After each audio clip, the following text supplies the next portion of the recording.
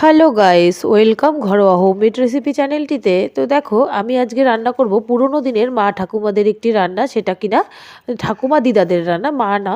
তো যাই হোক, কাসন পোড়ার ঝোল, কাতল মাছের ঝোল। তো দেখো, কাসন পোড়ার জন্য আমি মাছগুলোকে ভেজে নিয়েছি। আর কাসন বলতে এখানে কিন্তু আমি কাসন ইউজ করছি না, এখানে আমি সর্ষে ইউজ করছি। তোমাদের কাছে যে সর্ষেটা থাকবে সেটাই ইউজ করবে। 2 চামচ আমি কাঠখোলায় ভেজে একদম বেশ পটপট করে যখন আওয়াজ করবে, তারপরে আমি কড়াইটাকে মানে গ্যাসটাকে বন্ধ করে কড়াইয়ে আরেকটু সাঁতলে নেব, আর একটু নাড়াচাড়া করে নেব।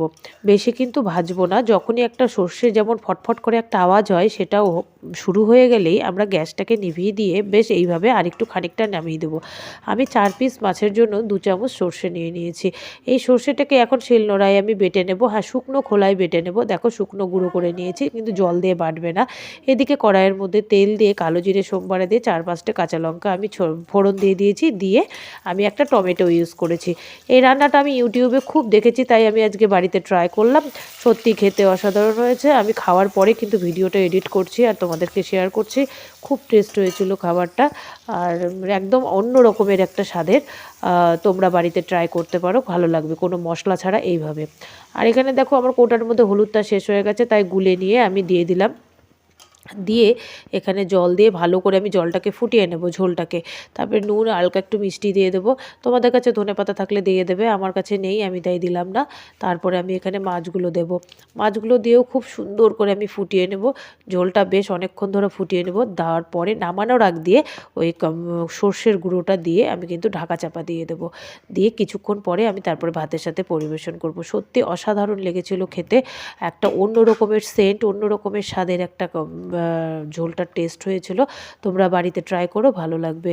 নতুনত্ব যারা খেতে চাও তারা ভালো লাগবে। আর এই দেখো, আমি বলেছিলাম যে একদম ভালো করে ঝোলটাকে ফুটিয়ে নেব, তারপরে দেবো, তাই করছি। দেখো, তো দেখো আমার রান্নাটি কেমন লাগলো জানিও, তোমরাও বাড়িতে করে খেও।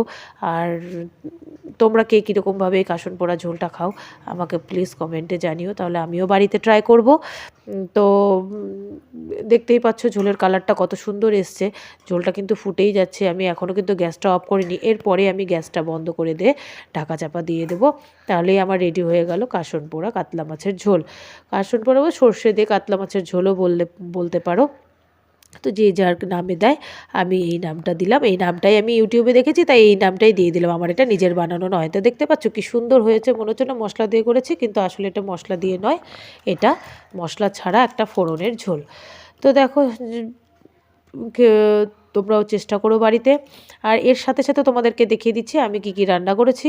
এই দেখো, রান্না করেছি পালং শাকের ঘন্ট, আর একটা মাছের মাথা দিয়েই পাঁচমিশালি একটা সবজি করেছি, যে মানে ছ্যাঁচড়া টাইপস করেছি। এই দেখো, দেখতেই পাচ্ছ, এটাও খেতে খুব টেস্ট হয়েছিল। এটার রেসিপিও আমি দিয়ে দেবো। আর ওই লেজাটা দেখতে পাচ্ছ, লেজ ভাজাটা, ওটা বিঙ্গো মানে আমাদের পেট ডগ, ও খাবে। তো আজকের মতন ভিডিও এটুকুই। আবার আসছি নেক্সট কোনো ভিডিও।